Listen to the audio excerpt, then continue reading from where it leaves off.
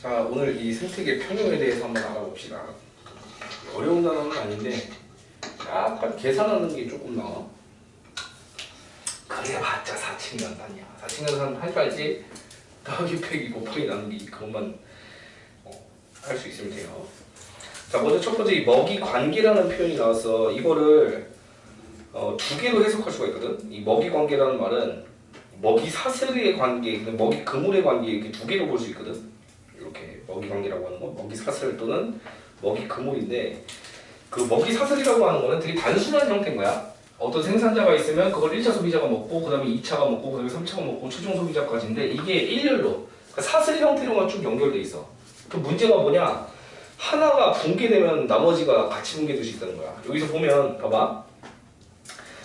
풀 나무부터 시작해갖고 풀, 나무, 나비, 거미, 참새, 그 다음에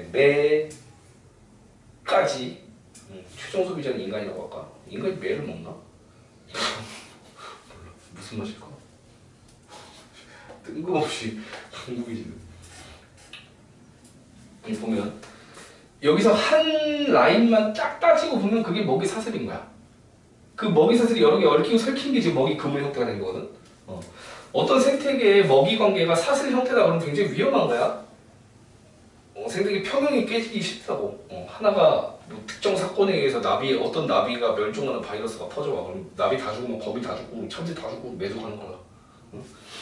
복잡해야지만 다른 거 먹고 살아남고 싶다. 뭐 그런 관계가 이제 먹이 관계 얘기예요. 그래서 먹이 그물 관련된 거.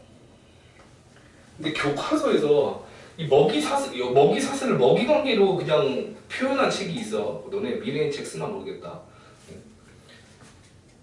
그 먹이 사슬을 먹이 관계랑 같은 말이다라고 해석을 해서 쓴 책이 있다고. 아니면 이 먹이 관계에는 먹이 사슬이 있고 먹이 그물이 있다 이렇게 쓰는 책도 있고. 그것 때문에 좀 헷갈리는데 기출문제 풀다 보면 이거 가지고 또 달라지는 문제 답이 있어요. 풀어보자. 하여튼 됐고, 이 먹이 그물 형태여야지만 생태계 평형 관련된 얘기 걸로 적어줘야 되는데, 먹이 그물이 옆에서 적어놔. 생태계 평형 유지에 유리하다. 평형 유지에 유리하다. 먹이 그물 형태가 먹이 사슬 형태보다 평형 유지에 유리하다. 하나가 우연찮게 망가져도 다른 거 먹고 살면 된다.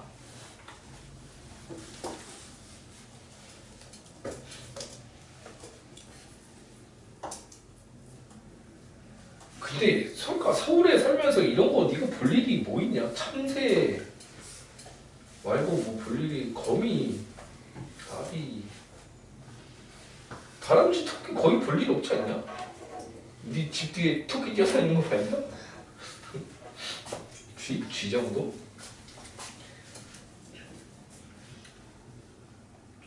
그 쥐 봤어? 쥐가 궁지에 몰리면 그 궁지에 몰린 쥐는 사람도 물기세로 달려든다. 내가 이거를 언제 경험했냐면 우리 집 뒤에 이제 내가 이제 흡연자 시절에 담배를 많이 필 때 이렇게 해갖고 건물이 있고 옆에 이제 계단으로 이렇게 올라가는 데가 있고 여기는 막다른 길이야. 계단이라는 것 자체가 이제 높이가 있잖아. 근데 쥐가 나를 딱 보더니 일로 간 거야. 근데 이 건물과 계단과 벽 사이에 딱 걸리니까 얘가 도망갈 데가 아예 없는 거지. 그리고 막 이렇게 들고 거리더라고 막. 그리고 이제 느꼈겠지. 잘됐다 이거 느꼈겠지, 그지? 그러더니 갑자기 뒤를 돌더니 그 쥐가 소리를 지르면서 나한테 달려드는 거야. 점프하면서 아! 하면서 달려들더라니까 나한테. 그래서 내가 그 기세에 놀라갖고 뒤를 비켜줬어. 쥐가 그러더라고. 정말 놀라웠어요. 야, 궁지에 몰린 쥐는 진짜 이거 사람을 물듯이 그냥 기세에 제압당했다고.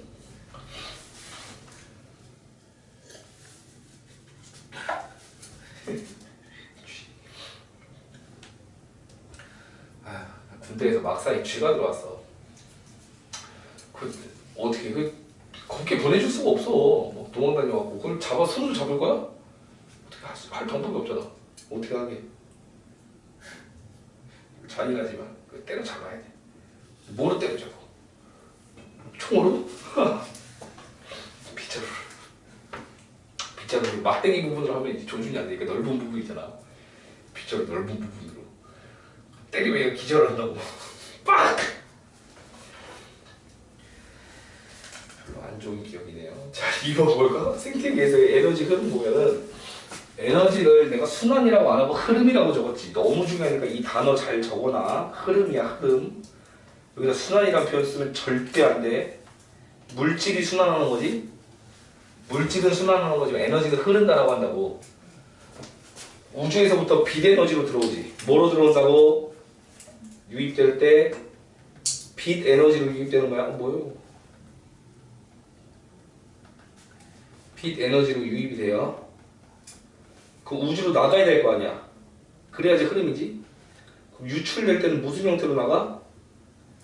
열 에너지. 이거 두 개 적어놔 이거. 빛 에너지로 지구에 들어왔다가 열 에너지로 나가는 거야. 그래서 순환이라는 표현 안 쓰고 흐름이라는 표현 쓴다. 아, 그리고 하나 더. 이게 생태계 안에서 돌고 돌지. 생태계 안에서 돌고 돌다가 결과적으로 열 에너지로 나가는 거거든. 생태계 안에서 돌고 돌 때 무슨 에너지로 돌게? 설마 이게 핵 에너지는 아니겠지? 지구 내부 에너지도 아니겠지? 정답은 화학 에너지. 포도당 같은 유기물에 담겨서 이동한다. 화학 에너지. 화학 에너지 형태로 생태계를 돌다가, 생태계를 돈다라고 하는 게 생산자로부터 소비자, 1차 소비자, 그 다음에 1차에서 2차, 2차에서 3차 쭉쭉쭉쭉 가서 최종 소비자로 가겠지? 그 과정에서 걔네들이 호흡하면서 열 에너지로 최종적으로 우주로 나간다고. 우주에서 들어온 빛 에너지가 열 에너지 형태로 나간다. 그래서 흐른다는 표현 쓴 거고, 생태계에서 머물렀다 가는 형태는 화학 에너지라는 거. 자, 그럼 여기 읽어보시면 이제 이게 될 거예요. 빛 에너지가 화학 에너지로 전환된 다음에 이동하더라. 먹이사슬 따라서 상위 단계로 이동할 수 있다고. 1차에서 2차, 2차에서 3차. 그 다음에 걔네들은 그 에너지를 가지고 뭐 했는데 생명활동에 쓴다고 하지. 그 유기물에 저장된 에너지를 가지고서 생명활동을 하는 데 쓴다. 그 다음에 열 에너지로 방출한다. 제일 중요한 거 이거. 상위로 갈수록 전달되는 에너지 양이 줄어든다. 이게 왜 그러냐면 여기서 만약에 생산자로 1000이 왔어. 그럼 그 1000을 전부 1차한테 보내는 게 아니라고. 왜? 지도 써야 될 거 아니야. 그치? 지도 써야 될 거 아니야. 그래서 그 중에서 일부만 넘어간다고. 1000 중에서 만약에 100이 넘어갔다고 쳐봐. 그럼 얘가 100을 받았으면 그 100을 다 2차한테 넘겨? 아니야. 그 중에서 10 정도만 넘긴다 그 얘기야. 그게 지금 이 얘기라고. 상위 갈수록 에너지 양이 준다. 왜? 지가 써야 되니까. 알겠지? 지가 써야 되니까. 했어요. 자, 여기에 그 광합성을 한 결과물, 광합성을 해갖고 이제 포도당의 에너지를 얻을 거 아니야? 그게 어디에 사용되는지가 지금 나왔어. 1차한테 넘어가는 거는 일부만 넘어간다고. 그러면 일부를, 그 넘어간 일부가 아닌 것들이 어디에 사용되냐? 이게 서술형으로 나오면 밑에 있는 세 개 다 적어야 돼. 첫 번째, 낙엽량과 고사량으로 가. 생물로 따지면 사체 얘기인 거지, 이거. 낙엽량과 고사량으로 가고. 두 번째, 세포하면서 지가 쓴다고. 세 번째, 성장하기 위해서 지가 쓴다고. 이건 지가 쓰는 거지, 이거. 세포호흡과 성장은 지가 사용하는 에너지인 거야.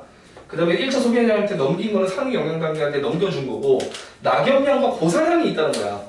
얘는 어디로 가? 얘는 1차 소비자한테 갔잖아, 먹힌 거는. 얘는 누구한테 가는 거지? 분해자한테 가는 거지, 분해자. 친구들, 요건 분해자한테로 가는 거예요. 분해자. 얘는 1차 소비자한테 가는 거고, 얘는 분해자한테 가는 거고, 이건 지가 쓰는 거고. 상위 영양 단계로 간다라고 하는 건 얘만 얘기하는 거야. 분해자는 상위 영양 단계로 취급 안 해. 알겠지? yes. 밑에 요 관계를 좀 보면 물질과 에너지에 대한 얘기가 나왔어. 물질 같은 경우는 순환한다고 그랬지? 물질은 순환하는 거야. 거기 체크해보자. 물질은 뒤에 보면은 순환한다. 여기 보면 유기물과 무기물을 왔다 갔다 하면서 순환한다고 그래. 유기물과 무기물. 유기물이라고 하는 건 진짜 먹어서 에너지를 낼 수 있는 물질, 탄수화물, 단백질, 지방 얘기하는 거고, 무기물에 에너지가 발생하지 않는 물질을 얘기해요. 뭐 CO2나 H2 이런 것들. 얘네로 전환되면서 서로 순환하게 된다. 그래서 우리도 결국은 뒤지면 흙으로 돌아간다고 하잖아. 순환한다. 순환한다.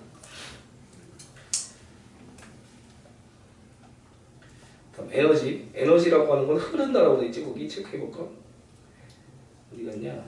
한 방향으로 흐른다라는 얘기. 비대에너지로 들어와서 여기 봐봐. 비대에너지로 생태계에 들어와서 열에너지로 나가지. 그지? 그래서 흐른다라고 표현한 거야. 물질은 이 안에서 돌고 돌고요. 중요한 표현 여기 나왔지. 물질은 순환, 에너지는 흐르고. 이거 강조하시면 됐고 뒤에 이제 생태 피라미드 얘기 한번 해볼게. 생태 피라미드. 이거 생태계에 관련된 그 물리량을 어떤 그 양을 수치를 피라미드 형태로 쌓아 올린 건데 생산자 소비자 그 1차 소비자, 2차 소비자, 3차 소비자로 갈수록 점점 줄어드는 형태. 이게 피라미드거든. 이걸 뒤집으면 역피라미드라고 그래. 먼저 피라미드 형태로 나오는 애들이 뭐가 있는지를 보라고. 첫 번째, 에너지가 피라미드 형태야. 에너지. 생산자가 제일 많아. 생산자가 제일 많고 그 중에서 1차 소비자로 넘어가는 거는 피식된 것만 넘어가는 거지. 나머지 호흡하기 위해 쓴 거, 생장하기 위해 쓴 거, 낙엽량, 고사량 전부 다 여기 있는 거야 아직. 그래서 일부만 넘기고 일부만 넘기고 일부만 넘기니까 위로 갈수록 에너지가 계속 줄어든다. 두 번째, 개체수도 마찬가지야. 제일 많은 게 생산자지. 최종 소비자의 개체수가 제일 적잖아. 호랑이가 수만 마리고 인간이 10마리고 이러면 좀 안 맞지 않겠냐? 최종 소비자일수록 개체수가 적어. 세 번째, 생체량. 생체량은 제곱미터당 몇 그램 있냐. 그러니까 우리가 지금 이 제곱미터라고 하면 1제곱 1제곱 이 미터에 사람 한 명 있으면은 그 사람 한 명의 질량이 들어간 게 생체량이라는 거지. 맞지? 그 생체량 누가 제일 커? 역시 생산자가 제일 많다. 알겠지? 근데 이 피라미드형 말고 역피라미드형 나오는 거를 우리가 외워야 돼.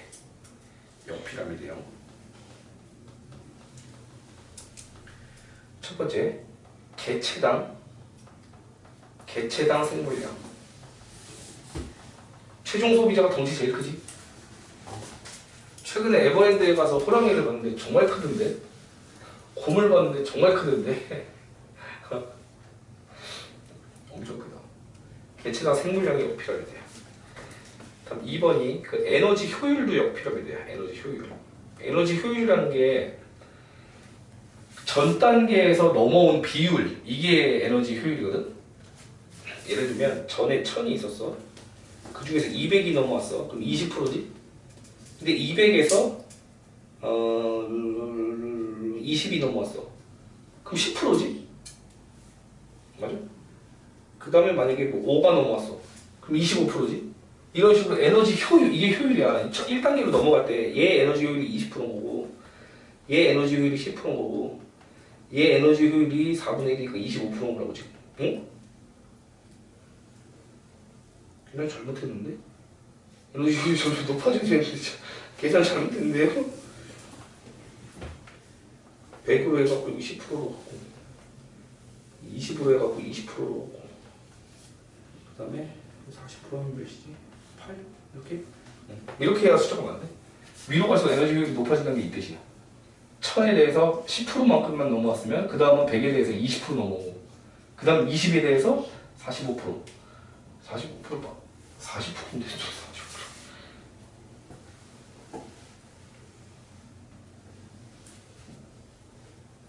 25%인데 왜 이렇게 어렵지? 8, 26%죠. 25%죠? 이런 식으로. 그래서 에너지 효율이 위로 갈수록 점점 증가한다 그거야. 세 번째가 뭐가 있냐? 생물 농축 정도가 있어. 생물 농축. 생물 농축 들어봤어? 중금속이나 이런 거는 배출이 안 돼. 수용성이 아니고 지용성이 돼갖고 지방 조직이 축축되거든.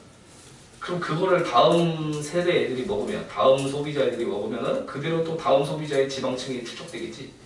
이런 식으로 하면 최종 소비자에 가서 생물 농축된 정도가 제일 커지게 된다. 요거고요. 옆에 있는 문제 한번 풀어볼까요? 111페이지.